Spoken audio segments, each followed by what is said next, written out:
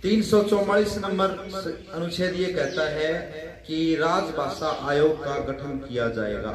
राजभाषा आयोग के गठन के लिए कहा गया है 344 में। राजभाषा आयोग का गठन नहीं है, राजभाषा आयोग है वो राजभाषा हिंदी को आगे बढ़ाने के लिए विभिन्न काम करेगा। कभी हिंदी दिवस बनाएगा, विभिन्न प्रकार की किताबें छपवाएगा, ये राजभाषा आयोग का काम है। ये 344 अनुच्छेद में ये कहा गया कि भारत में एक आयोग की स्थापना करनी है आपको, और उस आयोग का नाम रख देना आप राजभाषा आयोग।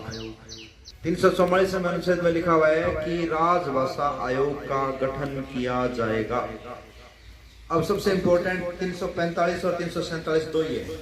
345 नंबर अनुच्छेद सुनो पहले।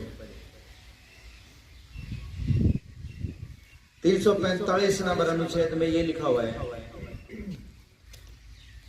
कि भारत में जितने भी राज्य हैं उनको 3 श्रेणियों में बांटा गया है। कितनी श्रेणियों में? क श्रेणी के राज्य जिसमें हिंदी को राजभाषा का दर्जा मिलेगा। ख श्रेणी के राज्य सह राजभाषा का दर्जा मिलेगा हिंदी को, और ग श्रेणी के राज्य हिंदी के अलावा दूसरी भाषा को राजभाषा का दर्जा वो दे सकते हैं। तो क श्रेणी के राज्य कितने हैं, ख श्रेणी के राज्य कितने हैं और ग श्रेणी के राज्य कितने हैं, ये आपको याद करना है। क श्रेणी के राज्य हैं 9 राज्य और 1 केंद्र शासित प्रदेश, कुल 10 हैं।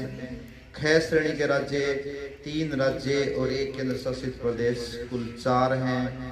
और ग श्रेणी के राज्य हैं वो शेष जो बच गए इनको छोड़ करके वो ग श्रेणी के राज्य हैं।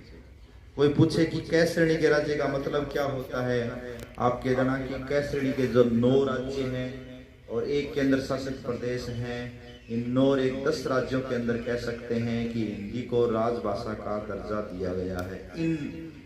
इन 10 राज्यों में राजभाषा है हिंदी। कितने राज्यों में? 10 राज्यों में। 10 राज्य कौन कौन से हैं याद कर लेना।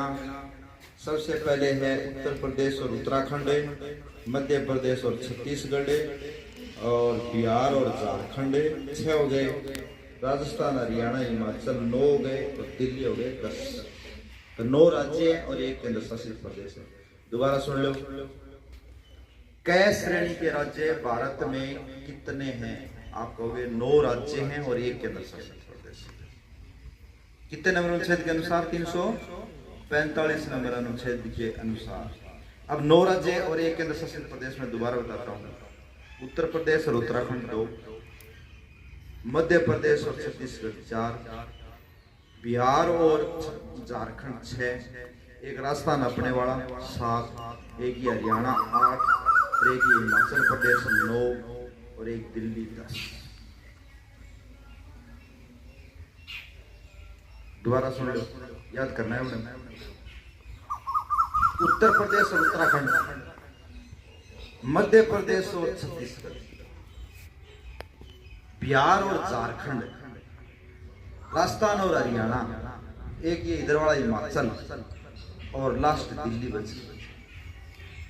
किताब बोलेगा मैं 10 राज्य।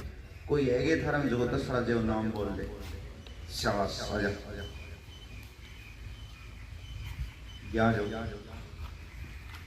अनुच्छेद 345 के अंतर्गत भारत में कितने राज्य को क श्रेणी का राज्य का दर्जा दिया? क श्रेणी के राज्य का दर्जा दिया गया है। कितने राज्यों को दिया गया है? 5 को, 6 को, 8 को, ऐसे बताओ। 9 राज्यों को और 1 केंद्र शासित प्रदेश बराबर कुल 10। 10 तो सही बताया। इसको 2 जगह डिवाइडेशन करें। दिल्ली राज्य नहीं है, वो केंद्र शासित प्रदेश है, इसलिए 9 ही राज्य हुए। 10वां दिल्ली तो केंद्र शासित प्रदेश है, वो राज्य की श्रेणी में नहीं आता है। तो सबसे पहले तूने बताया कि 9+1 यानी कुल 10 राज्यों को, या फिर 9 राज्य और 1 केंद्र शासित प्रदेश को 345 के अंतर्गत, अनुच्छेद 345 के अंतर्गत क श्रेणी के राज्य का दर्जा दिया गया है। आपको ये 10 राज्यों के नाम बताने। उत्तर प्रदेश, मध्य प्रदेश, उत्तराखंड, झारखंड, छत्तीसगढ़, राजस्थान, हरियाणा, बिहार, दिल्ली, हिमाचल प्रदेश। जोरदार।